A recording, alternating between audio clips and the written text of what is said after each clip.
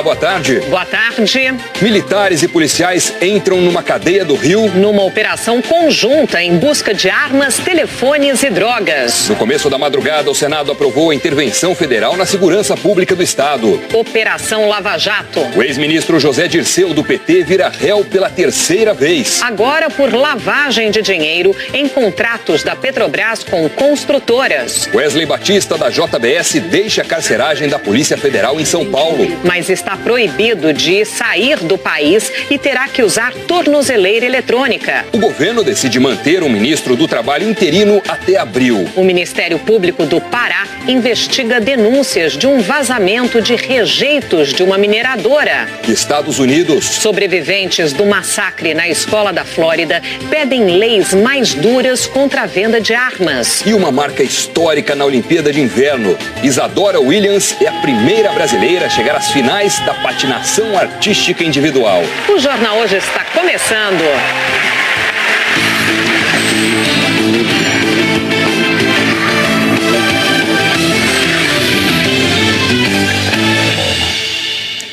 Um dia depois da aprovação pelo Congresso da intervenção federal na segurança pública do Rio, o ministro da Defesa, Raul Jungmann, explicou como será a estrutura de comando no Estado. A votação no Senado, que terminou de madrugada, mostrou mais uma vez amplo apoio à intervenção. Veja na reportagem da Gioconda Brasil. O Senado foi mais curto do que na Câmara, mas a diferença folgada no placar se repetiu. 55 senadores votaram a favor da intervenção, 13 contra. Ontem mesmo, o decreto foi promulgado pelo presidente do Senado, Eunício Oliveira, e publicado agora há pouco numa edição extra do Diário Oficial. Com a autorização do Congresso, o interventor general Braga Neto passa a ter total controle sobre a Polícia Militar, Civil, Bombeiros e Administração Penitenciária do Estado do Rio. O general também vai comandar as ações relativas ao decreto de garantia de lei e ordem, só que o papel de Braga Neto vai ser diferente em cada uma das situações. De acordo com o ministro da Defesa, a aprovação do decreto pelo Congresso não deve remeter à ideia de que mais militares estarão nas ruas de uma hora para outra, porque as ações de intervenção têm caráter estratégico, não são de ordem operacional e sim administrativa. E deu um exemplo. Ele vai indicar quem vai ser o substituto do secretário de Segurança que entregou o cargo. Ele vai, por exemplo, chamar, se ele bem entender, policiais que estão servindo a outras áreas do Rio de Janeiro, que estão fora do policiamento. Ele pode fazer isso. Já as ações relativas ao GLO são operacionais e, para ser chamada assim, tem que obrigatoriamente empregar tropa do Exército. Enquanto membro da GLO, ele vai ser alguém que vai coordenar a ação, por exemplo, de um cerco de uma favela, de um cerco de uma comunidade. É ele que vai, por exemplo, determinar que horas as tropas vão para as ruas, que horas ou quanto tempo ele deve fazer o bloqueio, em que rodovias federais do Rio de Janeiro esse bloqueio vai acontecer. Então aí ele estará exercendo o papel dele de coordenador da GLO. Quando ele estiver falando e decidindo sobre o sistema de segurança estadual do Rio de Janeiro, ele é um interventor. Outra diferença é que no caso da intervenção, o general só se reporta ao presidente da República. No caso da garantia de lei e ordem, as ações têm que ser submetidas ao ministro e a outros oficiais do Exército. Raul Jungmann afirmou que integrantes da equipe de Braga Neto estão finalizando o planejamento, que será apresentado ao general quando ele voltar ao Rio na quinta ou na sexta-feira. De madrugada, no Rio, um subcomandante de uma unidade de polícia pacificadora, uma UPP, foi assassinado durante um assalto. E a pedido da Secretaria de Administração Penitenciária do Estado, os militares estão apoiando uma varredura num presídio. A reportagem é de Renata Capucci. Os 250 militares chegaram a Japeri, na Baixada Fluminense, em caminhões. Foram dar apoio à varredura feita pela Secretaria de Administração Penitenciária no presídio Milton Dias Moreira. 100 inspetores da SEAP ficaram responsáveis pelo vasculhamento. O Exército usou cães farejadores e detectores de metais nos pavilhões e não teve contato com os detentos, que saíram das celas para a revista. No último domingo, os presos fizeram uma rebelião na cadeia depois de uma tentativa de fuga. 18 reféns, 8 agentes penitenciários e 10 internos ficaram em poder dos detentos por cerca de 6 horas. 3 armas e uma granada de efeito moral foram encontradas com os presos. De acordo com o Conselho Nacional de Justiça, a cadeia foi construída para 884 detentos, mas abriga 2.027. Num relatório do mês de janeiro, o CNJ afirma que a penitenciária Milton Dias Moreira não tem bloqueador de celular. Essa ação de hoje no presídio é mais uma baseada no decreto de garantia da lei e da ordem em apoio ao Plano Nacional de Segurança Pública. Já no que diz respeito à intervenção, o Comando Militar do Leste disse que o processo está em fase inicial e que a equipe que vai trabalhar diretamente com o interventor está sendo formada e vai ser anunciada na semana que vem. Ontem, o general Eduardo Vilas Boas, comandante do Exército Brasileiro, anunciou numa rede social que o general Braga Neto vai acumular as funções de interventor e comandante militar do Leste. Em nota, o CML reforçou que a intervenção é federal, não é militar, e que os órgãos de segurança pública estadual continuam funcionando normalmente. Mas a insegurança no Rio fez mais uma vítima, o 17º policial morto no estado este ano. O subcomandante de uma unidade de polícia pacificadora, Guilherme Lopes da Cruz, foi baleado por criminosos quando reagiu a uma tentativa de roubo numa lanchonete na Zona Oeste. Ele tinha 26 anos. Horas antes de ser assassinado, o subcomandante da UPP, Guilherme Lopes da Cruz, tinha recuperado a arma do sargento do Exército, Bruno Kazuca, que foi morto ontem de manhã num arrastão. O PM encontrou a arma na Vila Kennedy e entregou na Delegacia de Homicídios. A polícia está fazendo uma operação na Vila Kennedy que, segundo a PM, já estava programada antes desses crimes. O governo Temer pensou em criar um imposto para financiar a segurança pública. Quem tem as informações sobre isso é a repórter Andréia Sadi. Sadi, boa tarde para você. Mais um imposto, é isso? Explica como é que ia funcionar. Pois é, Sandra, boa tarde para você, boa tarde, Doni, boa tarde a todos. Olha, segundo o deputado Rodrigo Maia, o presidente da Câmara, essa sugestão do presidente Michel Temer aconteceu no último sábado, no Rio de Janeiro. Temer e Rodrigo Maia estavam no Rio, lá no Palácio Guanabara, para aquela reunião que discutiu a intervenção federal no Rio. Segundo o relato de Rodrigo Maia, o presidente Michel Temer sugeriu a ele a criação de um imposto exclusivo para financiar a segurança pública. Maia disse que ele foi que ele é contra qualquer tipo de imposto, de novo imposto. Diz que não tem clima, não tem ambiente aqui no Congresso para fazer essa discussão. E sugeriu ao governo cortar despesas, como corte de ministérios. O Palácio do Planalto diz que não vai comentar essas declarações de Rodrigo Maia. Hoje, Rodrigo Maia aproveitou para criticar novamente aquele pacote com a agenda econômica que o governo anunciou no começo da semana. Rodrigo Maia diz que o governo quer ser protagonista de pautas que já estão em discussão aqui no Congresso. Sandra. Ok, André. Cortar despesa e administrar bem o dinheiro, né? Obrigada, Doni. Em São Paulo, a Polícia Federal prendeu 10 pessoas ligadas a uma facção criminosa especializada em tráfico de drogas. Com a ação, a polícia espera desarticular a estrutura financeira que mantém os criminosos. A gente fala ao vivo com o repórter André Azeredo, que tem mais informações. Oi, André, boa tarde para você. Boa tarde, Doni. Boa tarde, Sandra. Boa tarde a todos. Uma investigação que começou em abril de 2016, com uma grande apreensão de drogas e armas pela Polícia Federal aqui em São Paulo. Aí a polícia quis saber a quem iria ser remetida essa droga, quem era o destinatário dessa droga. Chegaram a um grupo ligado a uma facção criminosa que comanda o crime organizado no Brasil, dentro e fora dos presídios, e decidiu avançar mais ainda. O que é feito do dinheiro? Como é que essas pessoas lavam esse dinheiro no popular, como a gente diz? Como eles conseguem legalizar esse dinheiro? Chegaram a investimentos, chegaram a imóveis, chegaram a veículos, chegaram a uma série de investimentos feitos por eles para poderem utilizar esse dinheiro adquirido através do tráfico de drogas. Bom, Durante 2 anos de investigação, é uma investigação longa por causa do cruzamento de dados, apreenderam mais de 900 quilos de cocaína em diversas apreensões, não só em uma. Apreenderam 11 fuzis, várias pistolas, também munição, muitas coisas de munição também, granadas. E prenderam hoje, apresentaram 10 presos ligados a esses mandados de prisão que eles cumpriram hoje em São Paulo, na região metropolitana. Todos presos temporários por 30 dias, porque assim determina a lei de tráfico de drogas. Sandra, Doni, com vocês. Obrigado, André. Uma outra medida que o governo pretende adotar no combate à violência é usar informações do Conselho de Controle de Atividades Financeiras sobre o crime organizado. O ministro Moreira Franco, da Secretaria-Geral da Presidência, disse que o grupo que comanda as operações no Rio terá de colocar o COAF para fazer a descrição da rota do dinheiro. O combate ao tráfico de drogas é um desafio no mundo inteiro. Estudos internacionais mostram que é preciso mais do que o enfrentamento com os criminosos. Um dos caminhos é seguir essa rota do dinheiro do tráfico. É o que mostra a repórter Patrícia Falkowski, de São Paulo.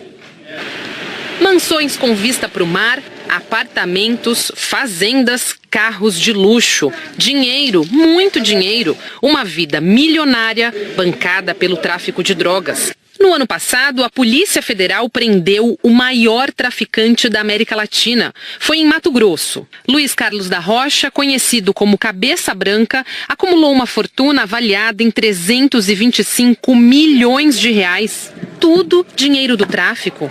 E essa vida de luxo e ostentação só é possível porque os traficantes de drogas lavam o que ganham com o crime. Eles abrem empresas e fazem o dinheiro do tráfico circular legalmente, dentro e fora do país. Mas afinal, como é possível burlar leis, fiscalizações? O pesquisador do Departamento de Sociologia da USP, Alcides Peron, estuda a rota do dinheiro que alimenta o tráfico de drogas. Quando a gente fala em lavagem de dinheiro, a gente está falando de 3 etapas, basicamente, né? A colocação do dinheiro dentro do sistema legal, né? A ocultação desse dinheiro e depois a repatriação, né? Para entender esse caminho, o professor se baseia em estudos internacionais, como o do Escritório das Nações Unidas sobre Drogas e Crime, que todo ano mapeia o problema do tráfico no mundo. No último relatório, o Brasil aparece como um entreposto que manda principalmente cocaína para a África e Europa. E o que os traficantes fazem com o lucro? Esse dinheiro, ele é muitas vezes levado para fora do país em espécie, depositado em outros bancos. A partir desses outros bancos, você vai começar a criar empresas de fachada, né? Shell companies, que se diz. E você vai começar a colocar esse dinheiro em várias outras empresas. Fica muito difícil de se rastrear o dinheiro. Numa última empresa, essa última empresa vai fazer investimentos no Brasil, muitas vezes nos seus próprios negócios, no negócio do traficante, e muitas vezes vai fazer negócios com outros bancos, permitindo com que o dinheiro se desapareça, fuja, não tenha rastro. O presidente da Câmara, Rodrigo Maia, criou no fim do ano passado uma comissão para discutir o problema do tráfico de drogas. O procurador-geral de Justiça do Ministério Público de São Paulo, Jean Paolo Poggiusmanio, é um dos integrantes. Para ele, a solução é integrar as autoridades do país. Ministério Público, Polícia Civil, Polícia Militar, Polícia Federal, também Exército, ou seja, todas essas instituições, Receita Federal, Banco Central, COAF, todas essas instituições precisam estar integradas para fazer o combate, tanto na parte de inteligência, de infiltração, de localização do dinheiro onde está circulando. Pensar segurança não é pensar apenas em enfrentamento direto, mas fundamentalmente envolvendo mecanismos mais sofisticados, que vão desde do combate, né, ao sistema, diretamente no sistema financeiro, com regulação bancária, até mesmo construção de mecanismos de reestruturação do sistema carcerário, que é da onde muitas vezes isso da onde se comanda o crime organizado no Brasil. Um jovem foi assassinado ontem à noite num ponto de ônibus na zona sul de São Paulo. Reinaldo Souza Arouche estava com fones de ouvido e não percebeu o ataque dos criminosos que chegaram numa moto. Quando se deu conta, ele se assustou e acabou baleado na cabeça.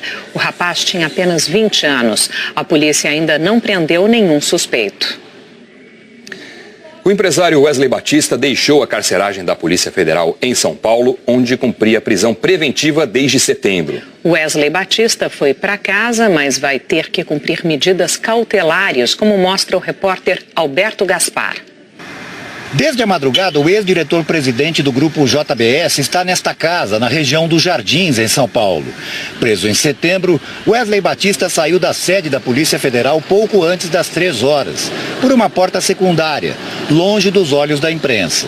A decisão que converteu a prisão preventiva em medidas cautelares teve contagem apertada na 6ª turma do STJ. 3 votos a 2. E se refere ao processo em que Wesley e o irmão Joesley Batista são acusados de lucrar ilegalmente no mercado financeiro, negociando ações e comprando moedas estrangeiras que se valorizariam a partir do impacto de delações deles.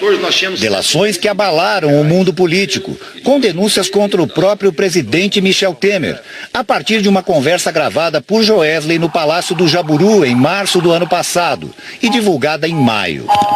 Segundo o Ministério Público Federal, os empresários teriam praticado o chamado insider trading, que é o uso de informações privilegiadas para lucrar no mercado financeiro. Eles teriam obtido lucros de 100 milhões de reais com operações de câmbio e de 138 milhões com a compra e venda de ações, diminuindo assim os prejuízos do próprio grupo JBS. Pela decisão do STJ, a partir de agora, Wesley Batista deve manter o endereço atualizado e comparecer em juízo sempre que convocado. Não pode ter contato com outros réus e testemunhas, nem ocupar cargo nas empresas envolvidas no caso. Ele está proibido de sair do país e deve usar tornozeleira eletrônica. Joesley Batista também teria o direito de ir para casa com as mesmas medidas cautelares, mas permanece na carceragem da Polícia Federal aqui em São Paulo. É que ele tem um segundo mandado de prisão. É réu em outro processo, acusado de obstruir o trabalho da Justiça, omitindo informações. O ex-ministro José Dirceu, do PT, virou réu pela 3ª vez na Lava Jato. Em outras 2 ações, José Dirceu já foi condenado. A repórter Ana Zimmermann tem as informações ao vivo de Curitiba, é com ela que a gente fala agora. Oi, Ana, boa tarde para você.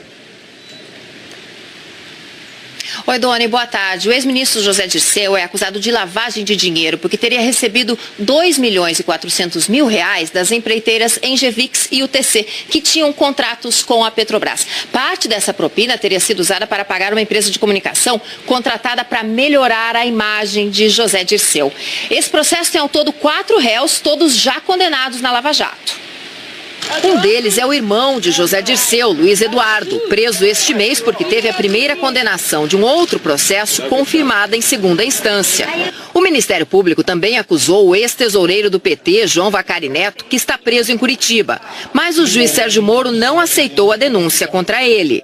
Pela Lava Jato, José Dirceu já foi condenado por outros 2 casos envolvendo recebimento de propina em contratos da Petrobras. As penas somam 41 anos de prisão. Uma das sentenças já foi confirmada em 2ª instância pelo Tribunal Regional em Porto Alegre, mas como não houve unanimidade, a defesa recorreu. O ex-ministro aguarda a decisão do recurso, monitorado por tornozeleira eletrônica em Brasília. Na mesma decisão que iniciou o processo, o juiz Sérgio Moro decidiu suspendê-lo por 1 ano. O juiz alega que ações contra pessoas que já têm várias condenações atrapalham o andamento de outros processos, contra quem não foi julgado nenhuma vez ainda na Lava Jato, Doni. Obrigado, Ana, pelas informações.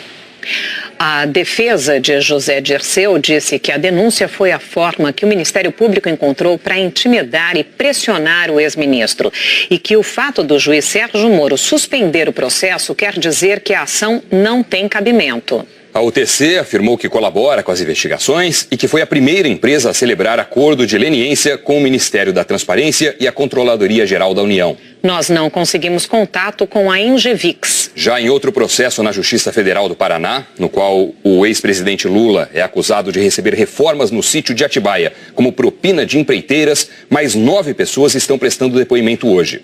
6 testemunhas de acusação falaram pela manhã por videoconferência e os 3 depoimentos começam daqui a pouco, às 14h, pelo horário de Brasília. O Ministério do Trabalho deve continuar sem um ministro titular até abril. Até lá, quem responde pela pasta é o secretário executivo Elton Iomura, também filiado ao PTB. Ontem, o partido desistiu de indicar Cristiane Brasil, que estava com a nomeação suspensa desde o início de janeiro por decisão da Justiça. A gente vai a Brasília falar com a Flávia Alvarenga. Flávia, então a decisão foi tomada, né? Agora pela manhã teve uma reunião no Palácio do Planalto sobre esse assunto, né?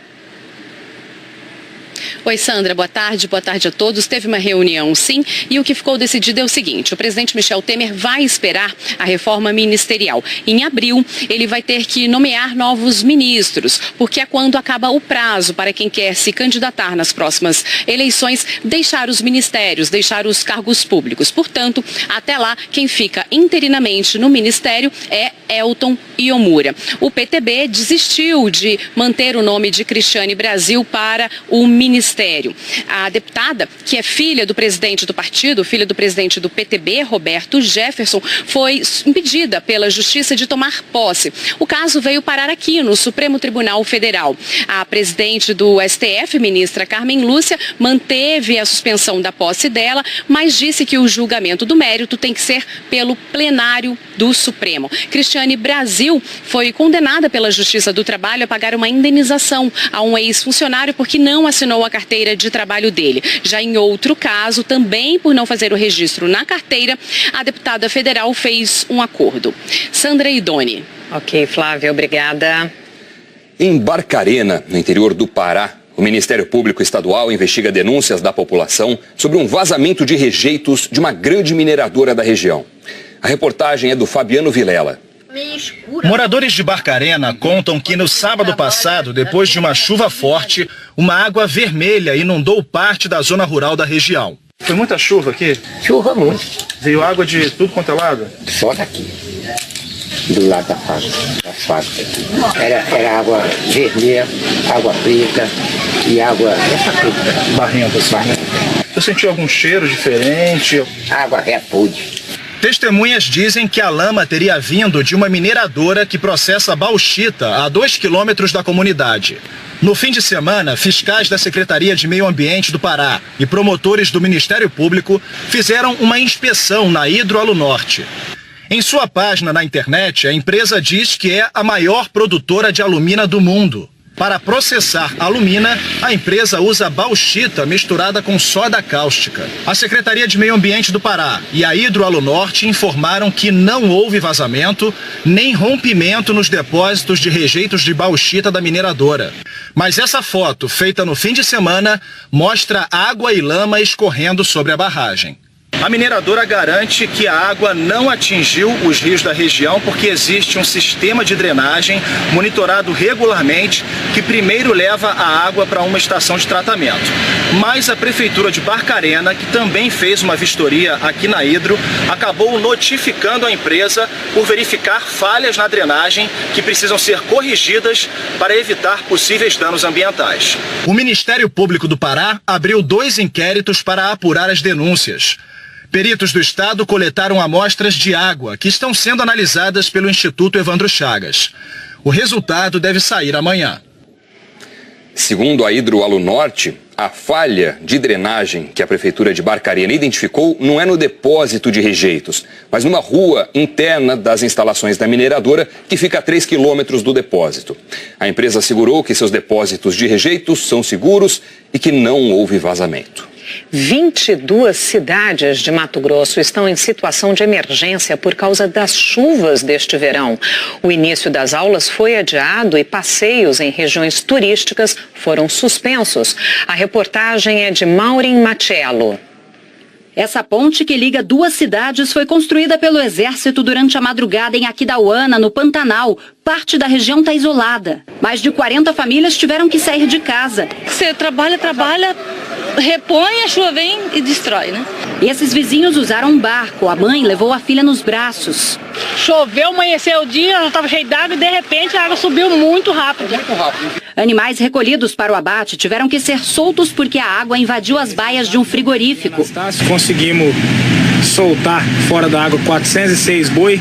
Aqui nesta sala, técnicos do Instituto de Meio Ambiente monitoram os principais rios de Mato Grosso do Sul. E o Aquidauana está em emergência, mais de 7 metros acima do nível normal. Isso está acontecendo por causa das chuvas. Só em um dia choveu mais do que era esperado para todo mês na região. Ao todo, 76 mil pessoas foram atingidas pelas chuvas em Mato Grosso do Sul. No sul do estado, uma cratera se abriu na rodovia MS 475, uma das principais da região. Ela foi interditada e olha a situação do único desvio. Você vem, você sabe que você vai entrar. Se vai passar, não sabe. Você vem na fé. Por causa dos estragos, o início das aulas foi adiado em 11 dias para quase 6.300 alunos em 4 cidades. E na região turística de Bonito, 50 famílias tiveram que sair de casa. Dos 35 passeios, 15 chegaram a ser suspensos. Pertinho dali, a chuva que provocou tantos estragos também produziu imagens incríveis. No início do mês, essa trilha no meio da mata ficou submersa. Um guia fez as imagens nas áreas de uma nascente na cidade de Jardim. É a terceira vez que esse fenômeno acontece. Agora a água já baixou por lá. E também chove muito em Macapá. Desde a madrugada. Eliana Marques já está aqui com a gente. Eliana, boa tarde para você. Boa tarde para você, Doni, para você, Oi. Sandra, e para você que está em casa com a gente. Qual que é a previsão para essas regiões? Mais chuva agora à tarde? Mais chuva agora à tarde. Em Mato Grosso do Sul é que a chuva perde um pouco de força, fica restrita ao norte do estado, onde a gente vê essa cor em azul claro aqui. Agora, onde o mapa está rosa, significa que a previsão é de bastante chuva. Destaca o Rio de Janeiro, Minas Gerais, Distrito Federal, Mato Grosso, também aqui parte do sertão da Bahia e do Piauí e principalmente a região norte. Porto Velho, Belém e Macapá devem registrar grandes volumes de chuva. Macapá já amanheceu com ruas alagadas, tem 13 pontos da cidade assim cheios d'água, dificultando, a passagem dos carros e também das pessoas, segundo a Defesa Civil. Palmas, Brasília e Cuiabá também podem ter uma tarde bastante chuvosa. E quem escapa dessa chuvarada toda? Alguém escapa? Alguém escapa. Quem estiver lá no sul de Mato Grosso do Sul, o tempo já fica firme agora à tarde, também aqui no oeste da região sul. Outra área é essa que pega norte do Espírito Santo, avança pelo litoral da Bahia e por grande parte aqui do leste da região nordeste e também em parte do norte do Amazonas e em Roraima.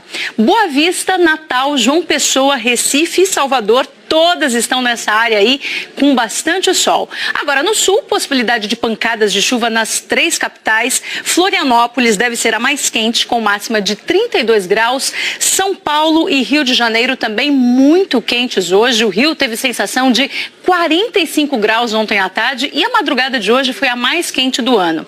Com todo esse calor, a expectativa é de chuva forte, como a gente vê aqui, tanto em São Paulo e no Rio nas próximas horas. No Rio até principalmente porque, olha, tem uma frente fria avançando para lá e frente fria leva chuva. Então, mais água nessa região em função dessa frente fria. Exatamente. Rio de Janeiro já começa hoje, entre a tarde e noite, e amanhã também são esperados grandes volumes de chuva no Rio de Janeiro, 40 milímetros. Essa chuva aqui pode vir a qualquer hora do dia, então já de manhã pode chover no Rio de Janeiro. E também nas regiões serrana do Rio, entre as cidades aqui, olha, de Resende, Angra dos Reis, Paraty e nos municípios do Grande Rio, amanhã pode chover muito. Em alguns desses locais aqui, pode chover metade ou mais do que seria normal para o mês todo, só amanhã. Fica esse alerta. Eliana, antes da previsão do tempo, nós mostramos uma reportagem, falando das 22 cidades que estão em situação de emergência por causa das chuvas de verão. Uma correção, essas cidades ficam em Mato Grosso do Sul e não em Mato Grosso, como eu disse, ok? Feito o registro. Eli, valeu. Obrigada, até amanhã. Até. Um clarão no céu deixou moradores de Salvador e do interior da Bahia intrigados na noite de ontem. Vídeos gravados por internautas mostram um clarão muito forte por volta das 10h30 da noite. Segundo o doutor em geologia pela Universidade Federal da Bahia, Wilton Carvalho, foi um meteorito que entrou na atmosfera terrestre e que pode ter caído no solo ou no oceano. A seguir, sobreviventes do massacre na escola da Flórida pedem restrições à venda de armas. E o drama dos civis em meio a bombardeios na Síria. A gente volta já.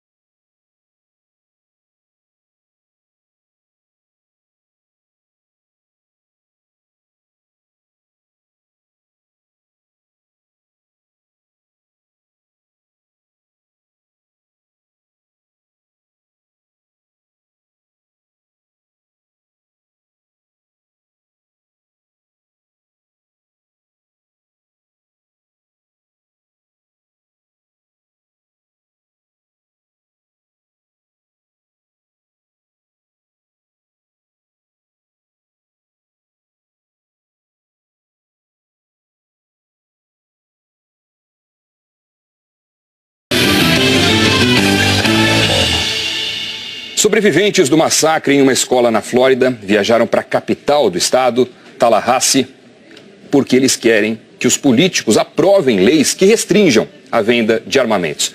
A gente fala agora com a Sandra Coutinho, a nossa correspondente que acompanha toda essa história. Oi, Sandra, boa tarde para você. Boa tarde para você, para a Sandra e para todo mundo. Olha, esses estudantes, eles querem que a Flórida proíba a venda de fuzis, especificamente, exatamente como o que foi usado durante o massacre. Apesar da pressão, a medida foi rejeitada. E hoje eles fizeram um protesto lá em Tallahassee. O presidente Donald Trump defendeu a proibição de mecanismos que aumentam a capacidade de tiro das armas de fogo. Hoje à tarde, ele vai receber na Casa Branca um outro grupo de sobreviventes da escola da Flórida, onde aconteceu o massacre. Antes do jovem Nicholas Cruz entrar lá atirando, as autoridades já tinham recebido 20 denúncias sobre ele. Em setembro do ano passado, o FBI, a Polícia Federal Americana, foi alertada de que uma pessoa com o mesmo nome de Nicholas tinha escrito numa rede social: "Eu serei um atirador de escola profissional". Na época, os investigadores perguntaram ao dono do canal se ele sabia quem era o autor do comentário e depois não fizeram mais contato. Em janeiro, uma pessoa próxima à Cruz ligou para o FBI dizendo que ele tinha armas, queria matar, tinha comportamento suspeito, postava textos agressivos e tinha potencial para executar um massacre. Mas o FBI reconheceu que falhou e não seguiu o próprio protocolo de investigar a denúncia. O governador da Flórida, Rick Scott, pediu a demissão do diretor do FBI, Christopher Wray. Nicholas Cruz passou por uma avaliação psiquiátrica em 2016, depois de postar um vídeo na internet onde aparece fazendo cortes nos braços e dizendo que queria comprar uma arma.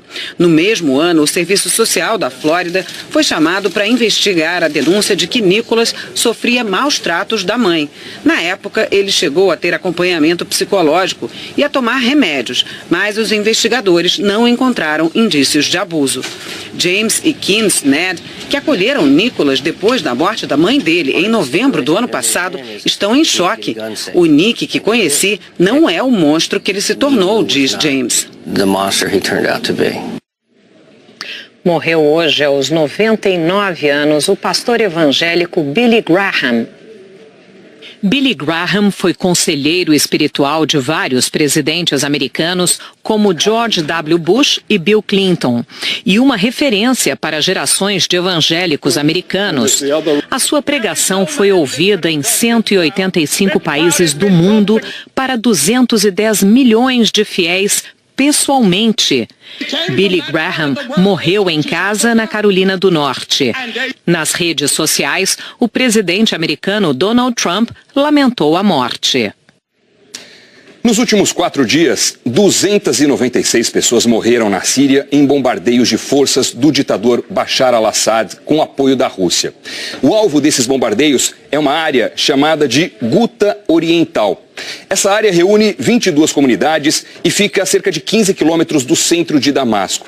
Era o cinturão verde da capital síria. Agora, vários grupos rebeldes operam em Guta Oriental. O principal deles é uma facção islâmica chamada Jaish al-Islam e tem como principal objetivo derrubar o governo do Bashar al-Assad. O exército sírio diz que está tentando liberar a área de terroristas, mas o problema é que 400 mil pessoas vivem nessa região. Pois é, a situação é muito crítica em Guta Oriental, né? Entidades humanitárias estão pedindo ajuda urgente para a população.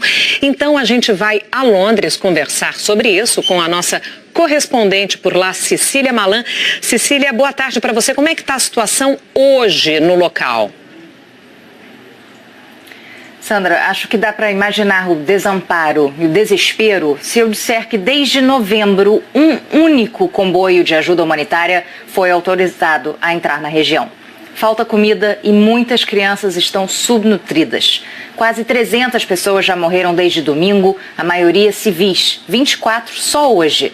O coordenador regional da ONU para a Síria disse que a crise humanitária vai além da imaginação e que o pesadelo precisa acabar.